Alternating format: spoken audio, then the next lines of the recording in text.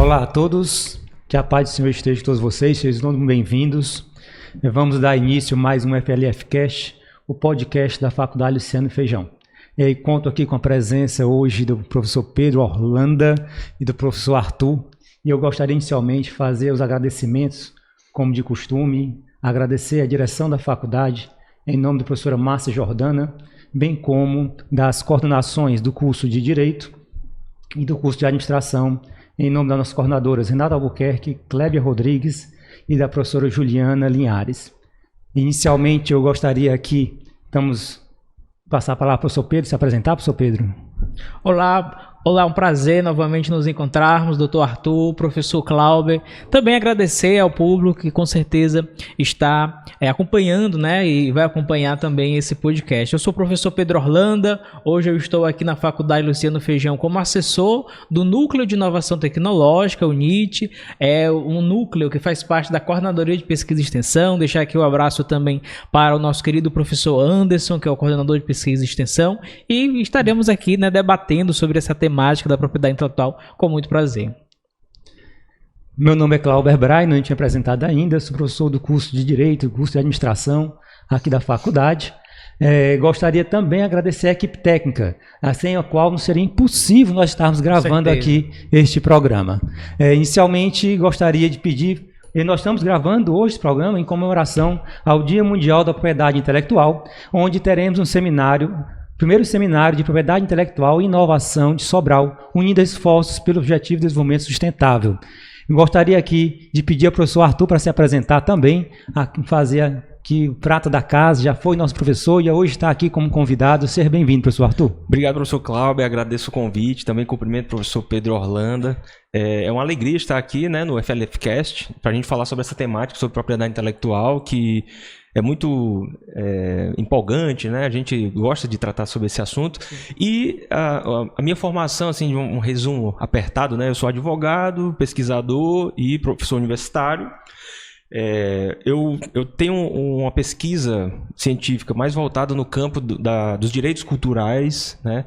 E mais especificamente ainda no âmbito do patrimônio cultural, né? Concluí o mestrado lá na Unifor, sob a orientação do professor Dr. Humberto Cunha Filho, uma das maiores autoridades de direitos culturais no Brasil.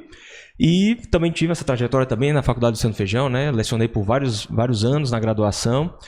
E neste momento, né, já quem está falando de propriedade intelectual, eu tenho esta relação. Hoje eu estou na presidência da Comissão de Propriedade Intelectual da OAB, subseção Sobral, Ceará, e, de fato, estamos nessa construção coletiva OAB, juntamente com a Faculdade Luciano Feijão, para promover este evento, que é o primeiro seminário de propriedade intelectual e inovação, que visa, assim, de uma forma fundamental, difundir, fomentar, né, incentivar o debate, um melhor conhecimento sobre o campo da propriedade intelectual e inclusive já vamos revelar a data, né? Será nos dias 2 e 3 de maio, né? No dia 2 de maio, no período da noite, e no dia 3, no período da manhã. Professor Pedro, se você puder falar um pouco mais, né, da dinâmica do local onde vai acontecer, como é que vai ser a proposta, assim, da programação. Muito bem.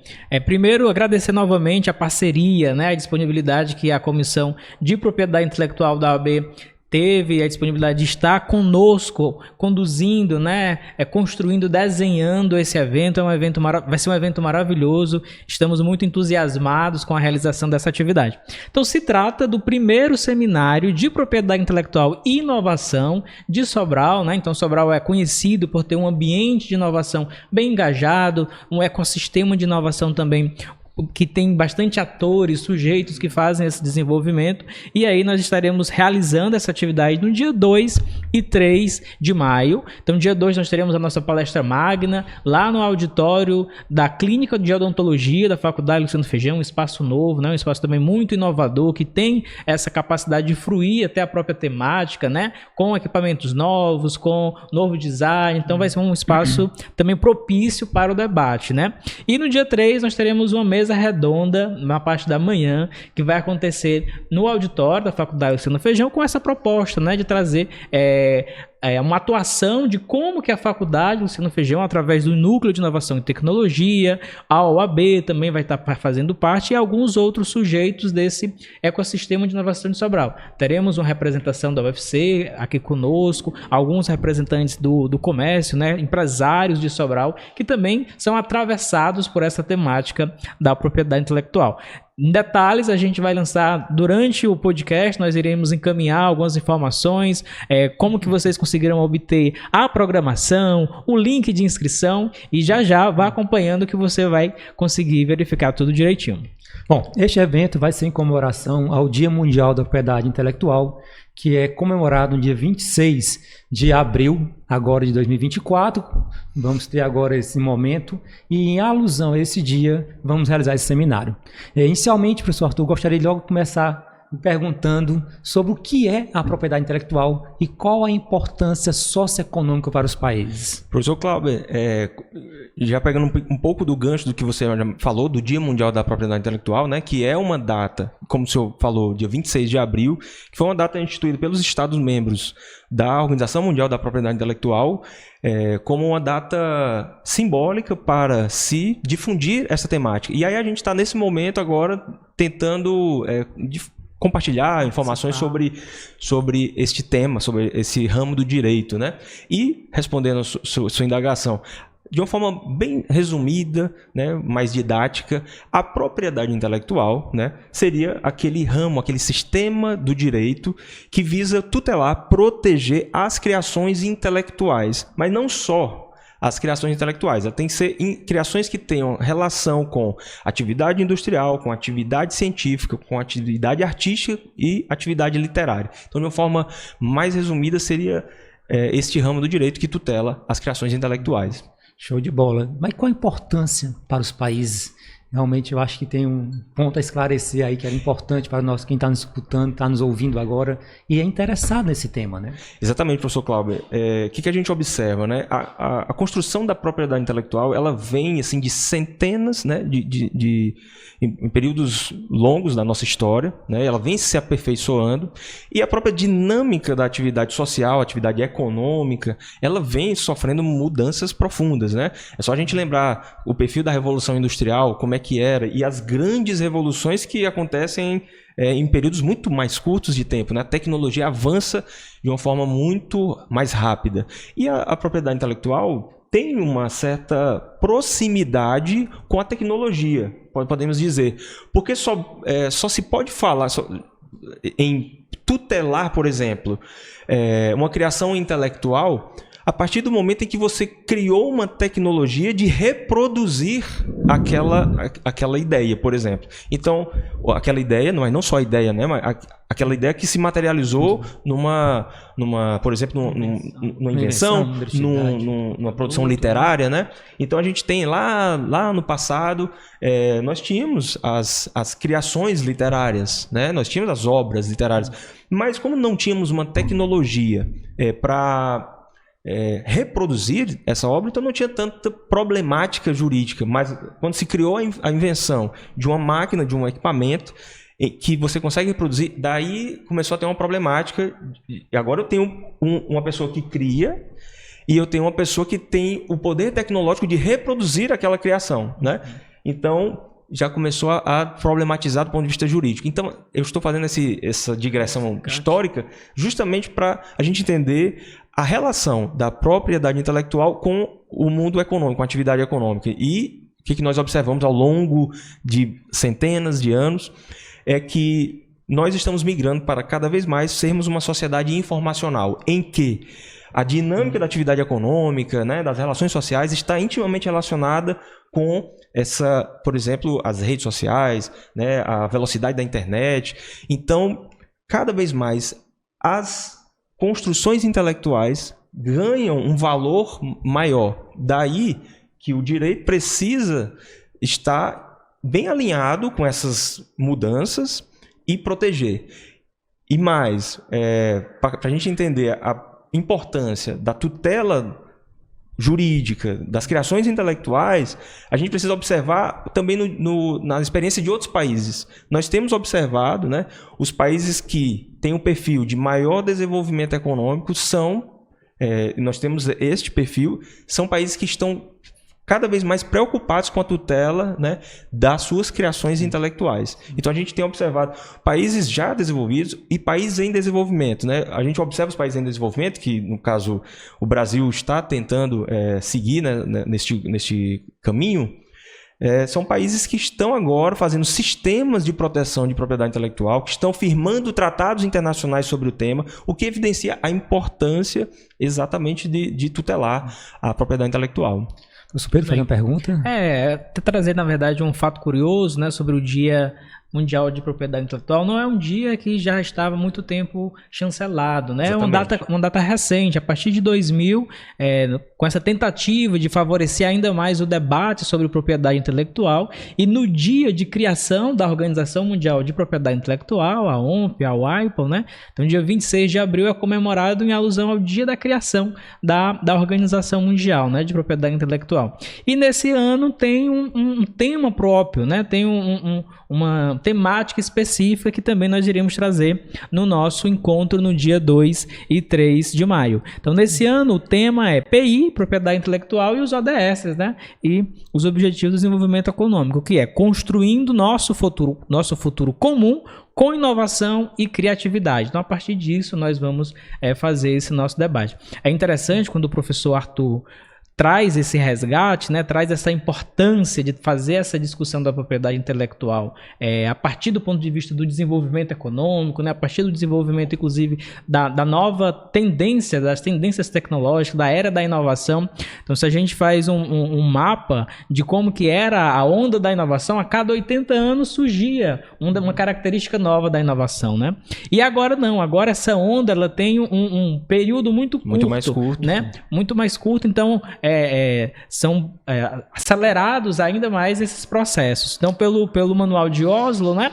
Então, a inovação ela pode acontecer, ou seja, de produtos, ou seja, de processos, né? Ou seja, de serviços. Então, a partir daí também as políticas institucionais, as políticas nacionais de inovação se preocuparam, né, em fortalecer, seja primeiramente a Triple Hélice, né, a hélice tríplice em que se organizava o governo, as universidades, né, as empresas, para que fossem construídas as inovações. E agora a gente tem uma outra metodologia, né, que é uma quarta hélice, né? A sociedade civil também está envolvida nesse diálogo, nesse desenvolvimento. Por isso é que é muito importante que esse encontro figura isso, né? Transforma exatamente isso, a manifestação da sociedade, a participação das instituições de ciência e tecnologia, das ICTs, né? Com representantes, seja de empresas e seja também do governo, para fortalecer esse debate da propriedade intelectual, né? Então, e só complementando, professor Pedro, de certa forma, até continuando o que o professor Cláudio estava provocando, a gente, inclusive, até uma sugestão para quem tiver interesse em conhecer um pouco mais sobre o tema de uma forma leve, né? Sem muita densidade, assim, juridiquês ou algo desse, de uma forma e você até entender a importância econômica. Existe uma página do LinkedIn, que é do Escritório da União Europeia de Propriedade Intelectual. Uhum. Eu até recomendo seguirem, porque eles trazem, sim, periodicamente informações muito, muito relevantes sobre como é que está o estado da proteção no âmbito da União Europeia, né? E também informações de outros países, claro. Então, nessa questão do desenvolvimento econômico, eu até vi lá um dos gráficos que eles colocaram, por exemplo, a China, né? Que é um país que está em ascensão, né, na econômica já há alguns anos. Você observa que, dentre outros fatores que justificam esse crescimento, mas você tem um aumento muito considerável, expressivo, de ativos de propriedade intelectual da China, que foi uma espécie de boom ali no final da década de 80, 90, 2000. Você percebe muito... A China estava lá atrás, né, na propriedade intelectual. E aí ela passa a década de 90, 2000 e agora ela está passando à frente. Então, uma demonstração da importância da propriedade intelectual. Falta investimento no Brasil? Esses registros, é interessante porque até complementa a sua questão, e esses registros, quando nós verificamos, né, nas bases, são de empresas, né, são de iniciativas privadas. O governo e as iniciativas das instituições de ciência e tecnologia são mínimas frente às iniciativas próprias do setor privado, né? A pergunta é essa, que no Brasil falta investimento. Porque a gente vê países de primeiro mundo em que o alto investimento em desenvolvimento tecnológico, e um exemplo aí de quem era um país terceiro mundo, e hoje está uma potência mundial, a China, como estamos tratando aqui agora. Correto. E que o grande investimento foi tecnológico. A China hoje já está dominando praticamente o mundo todo, principalmente em tecnologia, em todas as searas. Então, pergunto, no Brasil, será que nós já incorporamos a importância de investimento na área de pesquisa? É interessante a sua provocação, professor Cláudio. E assim, eu vou trazer dados, digamos assim, de estudos mais recentes, digamos, sobre o assunto. Estava até comentando com o professor Pedro antes da gente começar a gravar, que o governo federal brasileiro, né, ele tem um grupo interministerial voltado para a propriedade intelectual, envolvendo alguns ministérios, que inclusive esse grupo ele é antigo, ele foi reativado agora, porque ele meio que foi se perdendo a continuidade ali, mas está retomando, dada a importância e assim, é evidente a importância. E aí nós temos um documento muito interessante que eu queria compartilhar, que é o decreto 10.886, que eu acho que de alguma forma responde a sua pergunta, professor Cláudio, que ele institui uma estratégia nacional de propriedade intelectual no Brasil, por parte do governo federal. Então, o decreto federal 10.886, de 7 de dezembro de 2021. Não faz muito tempo, é recente. E o que eu aponto? Este documento visa definir uma estratégia para fomentar, para incentivar, para estabelecer com mais robustez o sistema de propriedade intelectual em 10 anos, né? E aí, e porque isso aponta alguma fragilidade, lá no anexo do plano, ele aponta a situação problema do Brasil. E o grupo interministerial de propriedade intelectual brasileiro identificou 9 macroproblemas, digamos assim, né? Eu queria só listar aqui para eu acho que são importantes, né? Então, qual é a situação problema do Brasil? Nós temos, são 9, né? 9 macrocausas para este problema de pouca efetividade dos sistemas de direito de propriedade intelectual no Brasil. Então, já temos o reconhecimento da pouca efetividade. Né? E quais são as causas? Primeiro, desequilíbrios nos usos do sistema de PI relacionados à subutilização e à sobreutilização dos direitos de PI. 2, falta de visão estratégica de PI das empresas e dos demais atores do ecossistema de inovação e criação. 3, carência de profissionais com competência em PI. 4, dificuldade de acesso e complexidade de registro em alguns segmentos de PI. 5, carência de especialização em PI no sistema judiciário. 6, violação dos direitos de PI. 7, predominância de ações isoladas de curto prazo e descontínuas do governo na área de PI. 8, pouca estratégia na inserção internacional do Brasil na área de PI. E a última macrocausa seria a necessidade de modernização dos marcos legais de PI. Então, assim, para cada uma dessas causas, a gente teria talvez só um episódio para falar, né? Trabalho. Mas a gente observa que, de fato, nós temos um sistema que, em alguns pontos, é inovador, inclusive é até espelho para outros países, em alguns pontos, né? Mas em termos de efetividade, aí a gente fala de eficácia, inclusive o próprio documento fala de eficácia e eficiência. Ou seja, eles identificaram que o Sistema Nacional de Propriedade Intelectual ele é pouco efetivo, não tem capacidade plena de fazer ou executar sua missão, e aí ele tem pouca eficácia, da melhor maneira possível, então ele tem pouca eficiência também. Então, esse é o estado atual do estudo, e esse estudo é do próprio governo federal, né? E aí, o que a gente observa? Nós percebemos que a solução, talvez, é muito complexa, né? São 9 macrocausas, mas se você for analisar as ações para poder reverter este quadro, são inúmeras, né? E envolve, como você estava falando, né? Essas 4 hélices, né? Tem o governo, tem o papel do governo, tem o papel da sociedade civil, tem o papel da iniciativa privada, né? Tem o papel das universidades.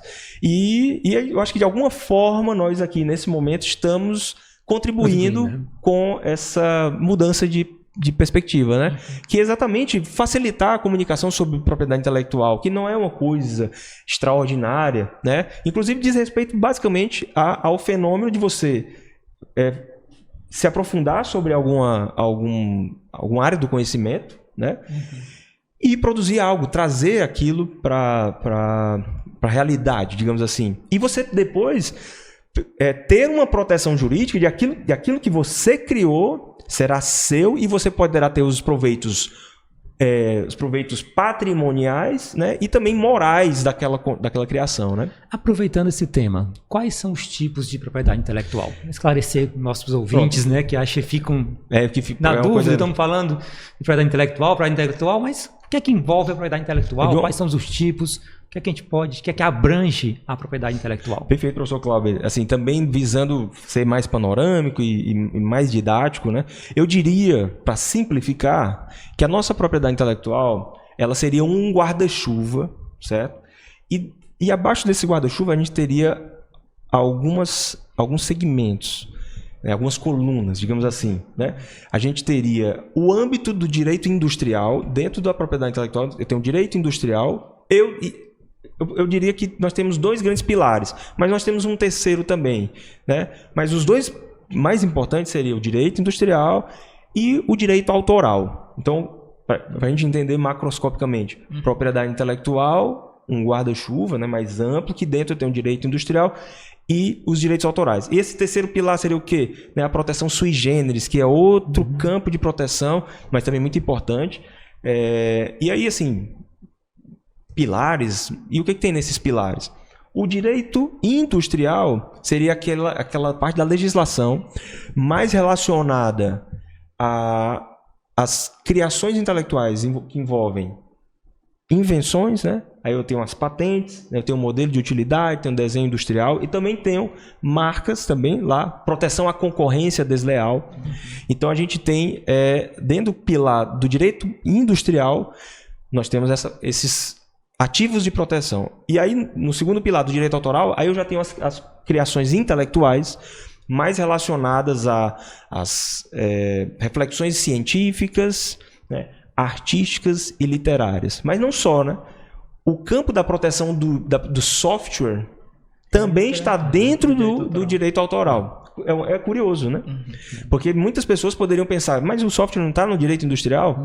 Ele está muito mais atrelado ao direito autoral. O direito ao inventor do que é o processo, né? Exatamente. E aí e esse terceiro pilar, né, da proteção sui generis. Aí a gente tem alguns exemplos, né? Seria topografia de circuitos integrados, a gente tem também conhecimento tradicional, os cultivares, né? Então, resumindo mais uma vez, propriedade intelectual tem o direito industrial de um lado, direito autoral do outro e a proteção sui generis. Perfeito. Só para esclarecer, uma dúvida que surge sempre, e aí para esclarecer quem está nos assistindo aqui no momento, pessoas sempre falam a patente de uma marca. Né? Então, uma confusão. Não sei se é por causa que tinha uma propaganda de um escritório de advocacia que fazia, e ele falava sempre marcas e patentes. E as pessoas acabavam confundindo as coisas, né? Eu acho que acabavam achando que marca é patenteada. Seria possível esclarecer para quem está assistindo que é a diferença de uma e da outra? Até difícil falar para as pessoas, porque essa informação está muito consolidada na cabeça das pessoas. Aí quando você vai dizer assim, na verdade, marca não é patenteada. Aí a pessoa, mas como assim? Aí às vezes você prefere deixar que ela entenda pelo menos que é protegida a marca, ok. Mas assim, tecnicamente, né, com um rigor, de acordo com a legislação, a marca significa o quê? Né? É algo que designa um produto ou serviço, né? É um elemento nominativo, figurativo ou misto que designa um produto ou serviço. E a marca ela é registrável. Então o nome técnico é registrar uma marca. Já a patente é um instituto de proteção de uma invenção, por exemplo, que tem outro, veja a diferença, né? Então é uma invenção que tem uma utilização industrial, por exemplo. Então, olha a diferença da marca. A patente ela está relacionada à invenção. Já a marca, ela designa um produto e serviço, ela é registrável. Então, para a gente corrigir, o ideal seria a gente dizer que a gente vai, eu vou registrar uma marca, né, e vou patentear uma invenção, né, ou um modelo de utilidade. né? Então, esse seria uma síntese apertada. É uma confusão muito grande que todo mundo faz, então acaba para esclarecer, é importante, né? Professor Pedro, que elas entram no registro, né? Nesse processo de registro que aqui no Brasil é acompanhado pelo Instituto Nacional de Propriedade Industrial, que o INPI também até às vezes pode gerar algum tipo de confusão, né? Pelo PI, de se tratar de propriedade intelectual, mas é propriedade industrial. E só fazendo um adendo, professor Pedro, você percebe que o sistema tenta ser coerente. Claro. Propriedade industrial. Então ele deve se dedicar apenas ao ramo do direito industrial. Só que o próprio INPI não é tão cartesiano. Assim. Por quê? Porque o INPI também se ocupa aos registros de software. E o software não é direito industrial. Ele está lá no direito autoral. Então você percebe, né? Sim. Que as coisas estão meio fazendo uma interseção entre elas, né? E fazendo uma contextualização aqui um pouco da nossa atuação, né? Então hoje na Faculdade Luciano Feijão nós temos o Núcleo de Inovação Tecnológico, né? Então esse núcleo está também para difundir a questão da propriedade intelectual, como também apoiar, né? Apoiar o registro, acompanhar, né? Quais são os tipos de invenção e principalmente a própria transferência tecnológica, né? Então dada uma invenção nova, dada uma patente nova, como é que nós trazemos para o ensino ou aquilo que o ensino, aquilo que nos laboratórios são gerados, aquela pesquisa que é fomentada, como que essa pesquisa pode ser transferida para o mercado, né? Como pode ser comercializada. Então essa temática da transferência tecnológica é muito pertinente. Hoje o nosso núcleo, ele tem uma atuação a nível internacional, né? Nós temos uma parceria com a WIPO, essa parceria é celebrada desde o ano passado, facilita com que nossos estudantes, professores e técnicos possam estar capacitados sobre essa temática, né? Então anualmente são selecionados estudantes, professores e técnicos para participarem de um curso online de introdução à temática da propriedade intelectual, um curso gratuito, online, né, em português, você recebe um certificado internacional e isso também vai de muito da nossa parceria, da nossa atuação do NIT no ambiente de inovação nacional, né, a partir da parceria com a Fortec, a partir da parceria com o próprio MCTI. Nós anualmente estamos já na nossa 5ª experiência de realização da Semana Nacional de Ciência e Tecnologia. Então não são todas as instituições hoje que conseguem, né, uma aprovação ou uma atuação. Então nós já celebramos algumas semanas, vamos já inclusive participar também do edital dessa semana, que é nesse sentido também da própria popularização da ciência, né, do conhecimento.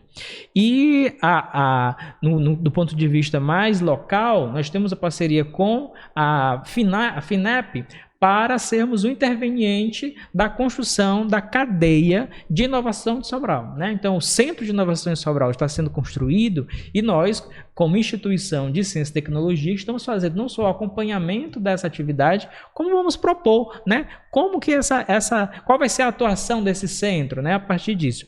Nós lançamos mensalmente o boletim de oportunidades, então nossa equipe ela faz um mapeamento de quais são as oportunidades em editais para startups, para empresas, para instituições de ensino, ciência e tecnologia, como que elas podem financiar os seus projetos, financiar as suas pesquisas. Então tem essa nossa intervenção também e nós lançamos, fazemos essa divulgação. E então, professor Arthur, hoje eu tenho, talvez seja uma pergunta, hoje eu tenho uma invenção, né? Então, estou com dificuldade, como é que eu vou procurar a OAB? Então, o que é que a OAB, a Comissão de Propriedade Intelectual, pode me ajudar? Qual é a atuação aqui em Sobral? Como que vocês estão construindo essa proximidade com os inventores, com os criadores? Muito bom, professor Pedro. Qual é a ideia mais ampla, né? A OAB, a Ordem dos Advogados do Brasil, né, é uma instituição. Algumas pessoas, às vezes, interpretam que é uma instituição de classe, né, que seria para proteger os interesses dos advogados. Mas, na verdade, a OAB ela tem um papel, inclusive previsto na Constituição, né, um papel muito mais amplo do que tão somente proteger interesses dos advogados. É claro que ela tem essa finalidade, ela visa, né, aperfeiçoar a atuação da advocacia, proteger as prerrogativas dos advogados, ela tem todo esse campo. Mas ela também tem uma enorme atuação como defensora de direitos, enfim, tem um papel importante, um papel institucional, enfim, de grande relevância. E este papel, ele muitas vezes é materializado nas comissões temáticas, né? Então você tem as mais diversas comissões na OAB. Tem comissão de direito penal, aí às vezes tem a comissão de direito penal e tem uma comissão de estudo de direito penal. Isso parece a mesma coisa, mas elas têm objetos diferentes. Aí tem a comissão de direitos culturais, tem a comissão das prerrogativas, tem diversas comissões. E existe a comissão de propriedade intelectual. O grande papel, né, da comissão seria a OAB entender a sua posição dentro, inclusive, dessas macrocausas, né, de uma certa pouca eficiência e efetividade do Sistema Nacional de Propriedade Intelectual, e ela tentar fomentar, ela atuar, considerando, inclusive, que ela tem conhecimento técnico sobre o assunto, né? Então, a OAB fundamentalmente é formado por advogados. E advogados, claro que tem diversas formações e especializações, mas a Comissão de Propriedade Intelectual são um grupo de advogados que se debruçam sobre a propriedade intelectual e visa contribuir exatamente, dentre outras coisas, para fomentar uma difusão de informação sobre essa temática. Não há uma atuação profissional direta, porque isso aí é uma atividade particular, digamos assim, dos advogados. Mas a comissão tenta cumprir o seu papel para fomentar essa melhor compreensão. E a Comissão de Propriedade Intelectual da OAB, subseção de Sobral, né, no intuito de efetivar essa missão, que falamos agora há pouco, está, juntamente com a Faculdade Luciano Feijão, né, promovendo este primeiro seminário de propriedade intelectual e inovação em Sobral, que eu acho que é um marco importante, né? Talvez até tardio, não sei, mas precisava ter, né? Precisava ter esse primeiro momento e que envolver, e vale mencionar algo que o professor Cláudio e o professor Pedro já destacaram. Essa discussão ela não é jurídica só, né, fechada, ela é uma discussão envolve todos os cursos, muito né, ampla, exatamente. Assim, e Sobral, como tem esse perfil de ser uma cidade universitária, é muito importante a participação dos mais diversos segmentos de pesquisa, inclusive da atividade econômica, da gente sentar, né, da gente ter a oportunidade de dialogar sobre isso, melhor compreender. Não vai sair dali especialista, né, mas já vai saindo com provocações, reflexões e melhores entendimentos sobre a importância da propriedade intelectual. E, enfim, acho que vai ser um momento muito interessante. Eu estava até lembrando aqui, professor Cláudio, dentro desse contexto, né, a gente estava falando sobre propriedade intelectual enquanto guarda-chuva, né? Aí tem o direito industrial, o direito autoral. Tem um ponto que eu acho muito curioso da propriedade intelectual, que às vezes as pessoas não dão a devida importância, que perceba, as primeiras convenções de propriedade intelectual aconteceram antes de tratados internacionais, digamos assim, visando a paz no mundo, né? Veja mais ou menos a contextualização que eu vou trazer. As convenções de direitos humanos, por exemplo, vieram ali no século XX, né? Os tratados, as convenções internacionais de direitos de propriedade intelectual vieram no século XIX, mais ou menos ali, né? Estou tentando datar no tempo. E alguns estudiosos falam assim, olha, percebam um dado interessante. O que nós tínhamos de tratados internacionais antes da propriedade intelectual eram tratados de um país que venceu um território de outro, né? Um vencedor contra um perdedor, e eles firmam ali um tratado. O Tratado de Westfália, a gente tem uns tratados ali do início da Idade Moderna, enfim. Perceba que os tratados eles tinham um viés muito vencedores e vencidos, né? Eu tinha ali uma finalidade, não para que os dois estejam em pé de igualdade, para pensar em objetivos comuns. Só que quando chega na propriedade intelectual, a gente começa a ter, segundo os estudiosos, né, os primeiros tratados em que os países estão em pé de igualdade, buscando tutelar os direitos e interesses de cada um, mas de uma forma mais isonômica, por assim dizer, né? Então, é bastante sensível isso, que depois, no século XX, viemos os tratados de proteção de direitos humanos.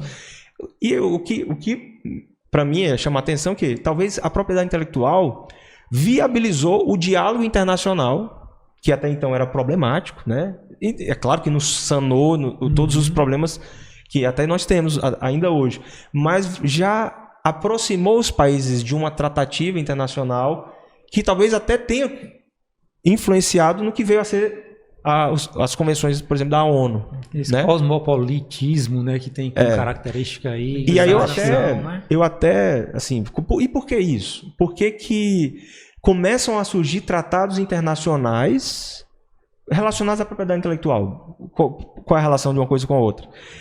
Qual o problema? Quando uma determinada obra, por exemplo, literária, é feita e ela é passível de reprodução, ela começa a circular para além das fronteiras daquele país. Então, daí a preocupação ser extraterritorial, né? E ser mais internacional e menos nacional. Então, daí a necessidade de eu dialogar, os países dialogar. E nós temos 2 grandes convenções internacionais, né?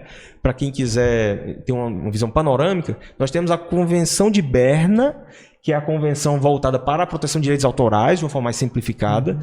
E nós temos a Convenção da União de Paris, que é mais voltada ao direito industrial. Então você percebe que as coisas têm um certo alinhamento. Tem certas distinções, interseções, mas tem uma boa distinção.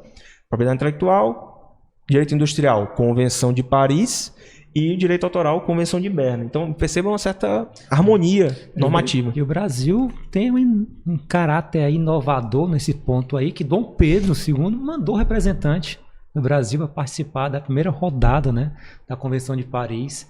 Então, realmente, o Brasil, desde o início, realmente, Dom Pedro era alguém que estava lá à frente do seu tempo, alguém que pensava muito além daquele momento histórico, né?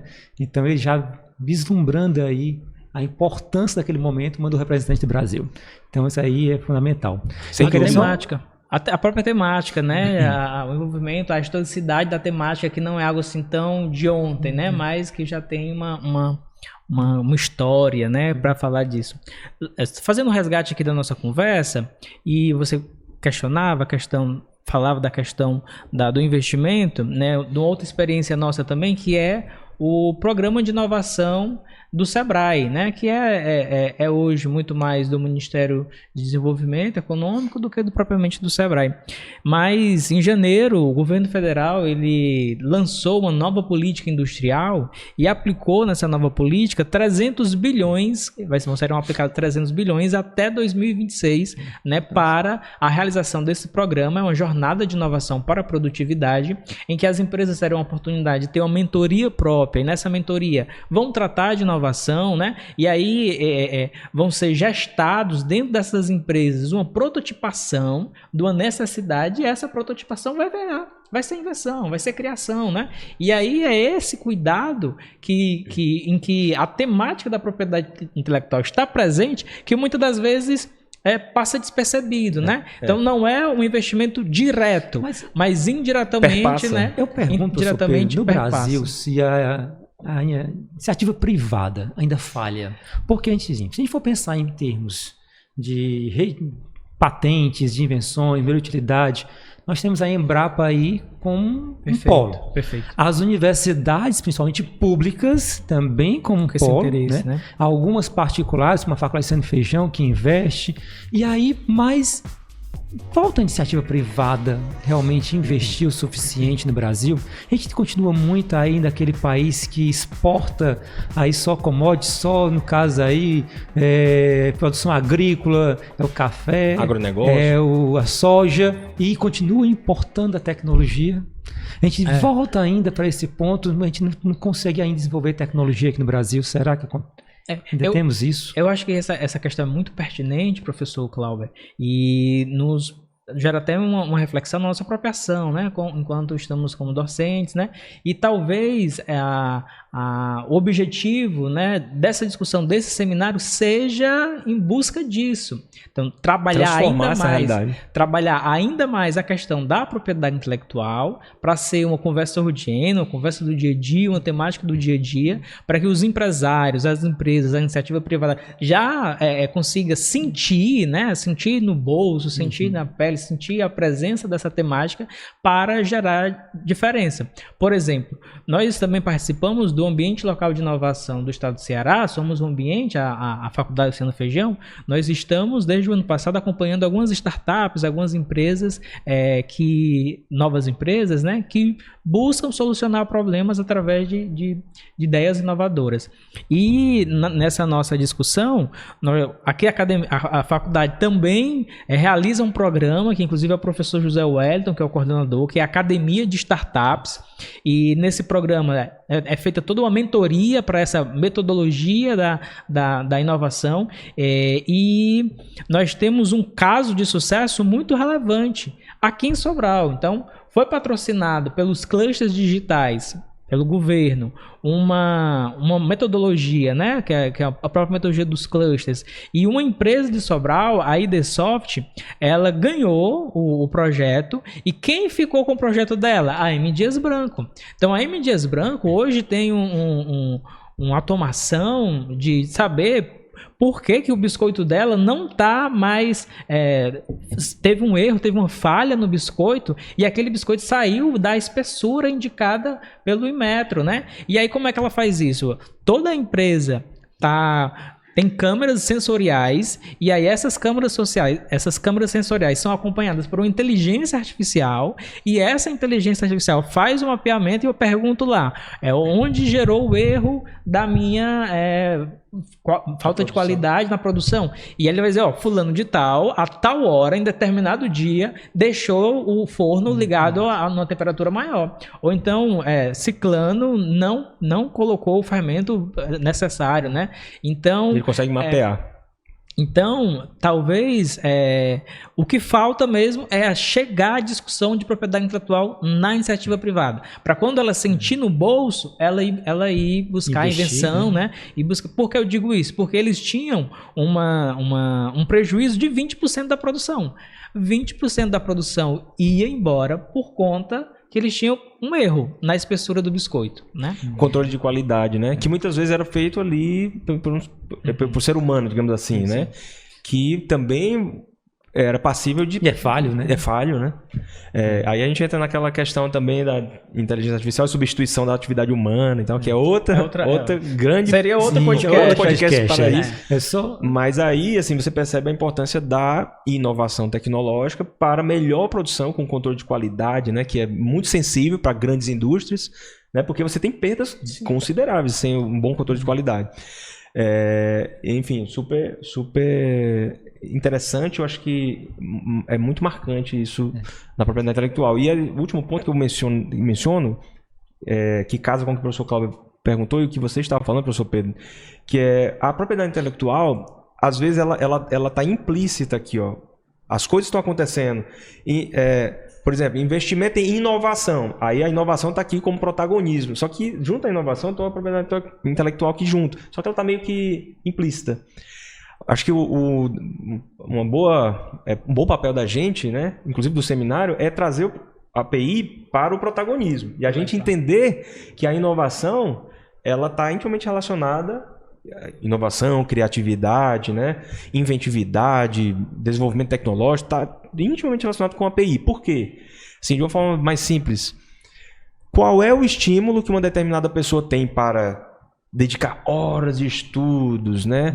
Fazer uma super dedicação de vida para construir algo novo e contribuir com a melhoria de todo o sistema econômico, se ela não vai ser adequadamente remunerada pelaquela construção. Então, é uma coisa bem básica da propriedade intelectual, é que você que dedicou horas, estudos, trabalho, né, lágrimas, sangue, dedicou todo ali um projeto e você chegou num resultado útil, né, você tem que ter os ganhos, não assim, é porque a gente fala sempre do ponto de vista econômico, né, do ganho patrimonial, mas não é só ganho patrimonial, é o reconhecimento moral também por aquela construção, né?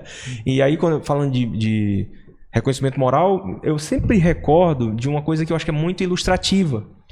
Quando a gente fala de propriedade intelectual, a gente muitas vezes leva para marcas, patentes, né, vai para esse caminho, mas eu queria trazer aqui para a gente, rapidamente, o direito autoral. Que vejo, professor Cláudio, uma das macro causas para a nossa pouca efetividade seria a violação dos direitos de IPI. Violação de direitos de IPI. Aí você pensa, violação, eu não estou metido com isso, né? No entanto, infelizmente, já está meio que...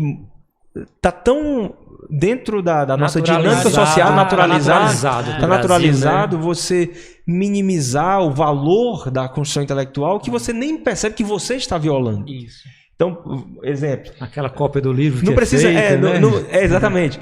Não precisa nem ser um plágio assim, escrachado, né? Mas sabe o que acontece? Por exemplo, eu vou ser bem ilustrativo. Fonogramas, né? O que seria um fonograma? Uma música que está gravada, de uma forma mais simples, né? Então, você gosta de um artista brasileiro, Chico Buarque, sei lá, né? Então, o Chico Buarque tem uma obra monumental, né?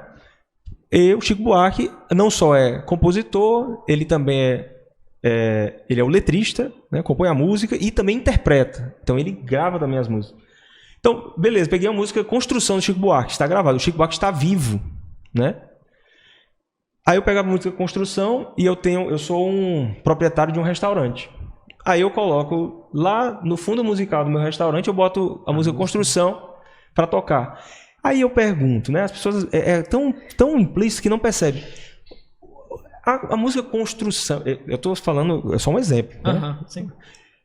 Ela está tendo algum papel dentro daquela atividade econômica ou não está tendo? Da mesma forma que a gastronomia do espaço. Os clientes, né? Exatamente. A preocupação de contratar um chefe qualificado, né, para fazer entregar um bom produto, mas também você vai contratar um arquiteto. Fica até na marcha, temos música boa. Exatamente, né? Aí tem isso.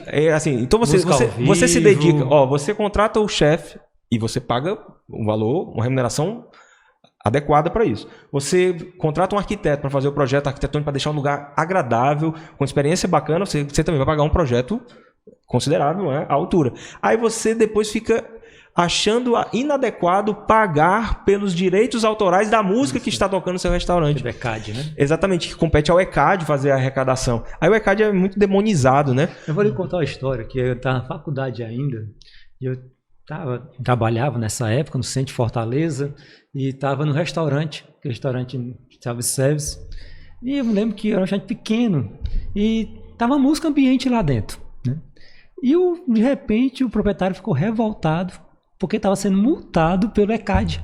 Tinha um fiscal do ECAD lá, e ele estava com a música, e olha, cadê a autorização? Está sendo pago aqui os direitos autorais, e não tinha nada de pagamento. E aí isso é muito interessante, professor Cláudio. Né? Isso é interessante demais, porque isso mostra um pouco que a melhoria, talvez, nesse plano de... acompanhamento, né? O plano de consolidação da API no Brasil, ela não é um papel do governo. Assim, não é só do governo. Não, temos que lembrar do papel da sociedade civil. Os artistas em outros países, por exemplo, na França, vou dar um exemplo, eles fazem questão de tocar as próprias músicas, porque ali eles serão remunerados pela sua execução pública, né? Aqui no Brasil a gente ainda precisa difundir muito isso, mas enfim, não tem como transformar isso da noite para o dia, né? Eu acho que já a gente trazer isso para o ambiente acadêmico, para um debate que envolve academia, profissionais, enfim, estudiosos e empresas, né? Já é talvez um passo nesse sentido. Perfeito. E a exemplificação de que você estava comentando, hoje se você for lá no YouTube postar um vídeo seu, mas utilizar um outro fundo, né? Ou até mesmo nas redes sociais, no Instagram, no Facebook, você não consegue mais ter sonoridade no seu vídeo, né? Se você não apresentar. Sim. Então o vídeo fica mutado, né? No mute. Ou até que você apresente a música, né? Que onde você pagou, é sempre a mesma música. Até que você apresente essa autorização. Inclusive, assim, para finalizar, né? Esse movimento está muito difundido na União Europeia, né? Tem lá uma ampla discussão jurídica que foi muito acalorada, né? que era exatamente a construção de ferramentas como se fosse uma espécie de filtro das próprias plataformas, Facebook, Instagram, YouTube, de identificar, no momento que a pessoa sobe o arquivo, faz o upload do arquivo, já identifica, opa, aqui tem uma obra, automaticamente ele já tem essa ferramenta. Ele já identifica que aquela obra é protegida por direito autoral. E aí ele dá a opção, se você... depende, o autor já autorizou o fair use, outros não autorizaram absolutamente, então se você colocar aquela... vai cair a sua postagem.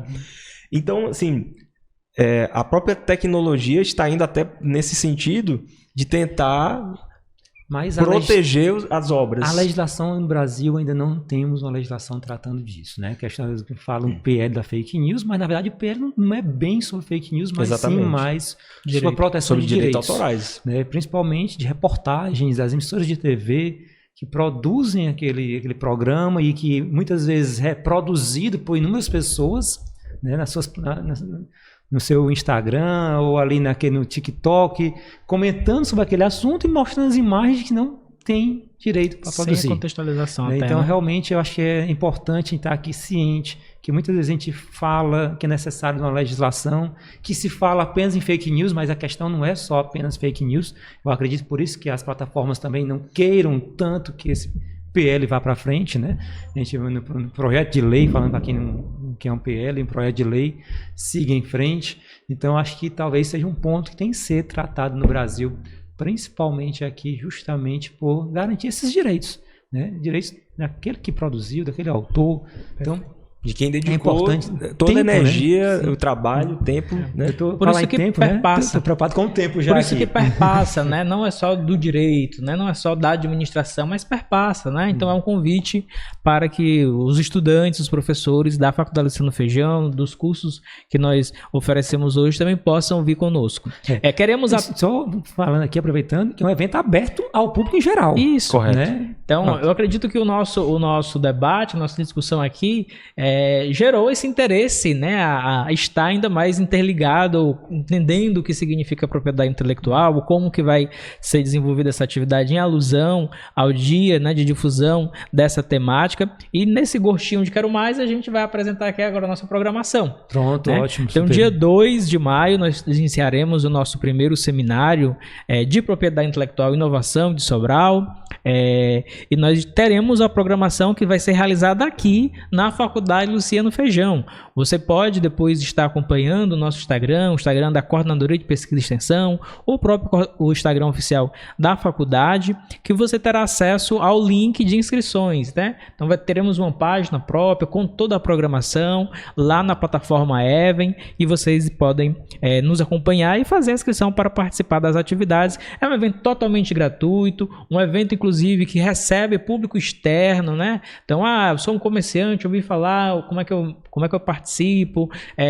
Sou um estudante da UVA, quero participar, então pode vir participar também. Sou integrante da comissão da UAB, então sintam-se todos à vontade para participar conosco da nossa atividade. Então, no dia 2 de maio, a nossa atividade vai iniciar a partir das 19 horas. Nosso encontro, a abertura do nosso evento, vai ser no auditório da Clínica Odontológica, fica aqui bem próximo à Faculdade Luciano Feijão, né? Então, na rua do José Pedro. Nós estaremos iniciando às 19 horas com o debate próprio do tema do Dia Internacional, né? Que é PI e os ODS, construindo o nosso futuro comum com inovação e criatividade. Estará conosco, fazendo a facilitação desse debate, o professor doutor Francisco Carvalho. O professor Carvalho é hoje o vice-reitor da Universidade Estadual Vale do Acaraú, né? Tem uma experiência muito grande com essa temática, né? Foi secretário de Ciência e Tecnologia do Estado, foi um dos fundadores da Rede NIT, a Rede dos Núcleos de Inovação Tecnológicas do Ceará, e fará conosco essa discussão. Nós teremos também um momento com a UAB, ainda também nesse primeiro dia, e a apresentação da atuação do Núcleo de Inovação Tecnológica comigo e com o professor Anderson, nosso coordenador de pesquisa e extensão.